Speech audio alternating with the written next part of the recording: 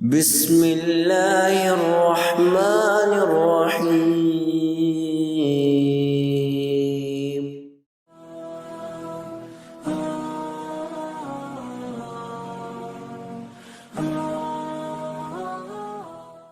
ابن حجر العسقلانی رحمۃ اللہ علیہ اپنی کتاب بذل الماعون میں اپنی اسناد سے روایت کرتے ہیں کہ اسامہ بن زید نے کہا، میں نے حضور اکرم صلی اللہ علیہ وسلم کو فرماتے ہوئے سنا، یہ طاعون کی تکلیف ناپاکی اور نحوست ہے اور اللہ تعالیٰ کا عذاب ہے، یہ اس عذاب کا باقی حصہ ہے جو تم سے پہلی قوموں پر نازل ہوا۔ ایک اور روایت کے مطابق آپ صلی اللہ علیہ وسلم نے فرمایا، یہ وبا اور طاعون اللہ تعالیٰ کی طرف سے نحوست اور ناپاکی ہے جو تم سے پہلی اقوام پر بھی مسلط کی گئی۔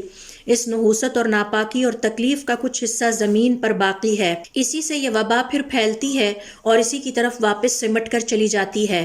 ایک اور روایت میں آپ صلی اللہ علیہ وسلم کا ارشاد ہے کہ حضرت جبرائیل علیہ السلام میرے پاس بخار اور طاعون لے کر آئے، میں نے بخار کو مدینہ میں روک لیا اور طاعون کی وبا کو شام کی طرف بھیج دیا۔ طاعون میری امت کے لیے شہادت اور رحمت ہے، جبکہ کافروں کے لیے ناپاکی، نحوست اور عذاب ہے۔ ابن اسحاق المبتدہ میں لکھتے ہیں کہ اللہ تعالیٰ نے حضرت داؤد علیہ السلام کی طرف وحی کی کہ بنی اسرائیل اللہ تعالیٰ کی نافرمانی اور سرکشی میں حد سے زیادہ بڑھ گئے ہیں، انہیں 3 باتوں کا اختیار دیجیے تاکہ ان میں سے کوئی ایک اپنے لیے چن لیں۔ انہیں 2 سال کے لیے قحط میں مبتلا کر دیا جائے، یا 2 ماہ کے لیے ان پر ان کے دشمن کو مسلط کر دیا جائے، یا 3 دن کے لیے طاعون کی وبا میں گھر جائیں۔ حضرت داؤد علیہ السلام نے اپنی قوم کو اللہ تعالیٰ کا یہ پیغام پہنچایا۔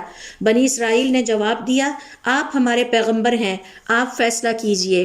پیغمبر نے کہا، رہی بھوک تو یہ بہت سخت آزمائش ہے، اور دشمن تمہیں ملیا میٹ کر دے گا اور تمہارا نام و نشان بھی باقی نہ رہے گا۔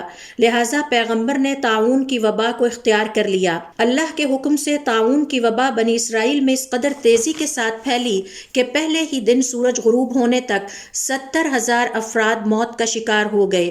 حضرت داؤد علیہ السلام نے جب اپنی قوم کی یہ حالت دیکھی اور ان کی بے بسی دیکھی تو اللہ رب العزت سے گڑ گڑا کر رحم کی دعا کی۔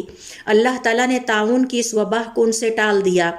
حضرت داؤد علیہ السلام نے شکرانے کے طور پر مسجد کی تعمیر شروع کی، جو بعد میں ان کے بیٹے حضرت سلیمان علیہ السلام کے ہاتھوں تکمیل تک پہنچی۔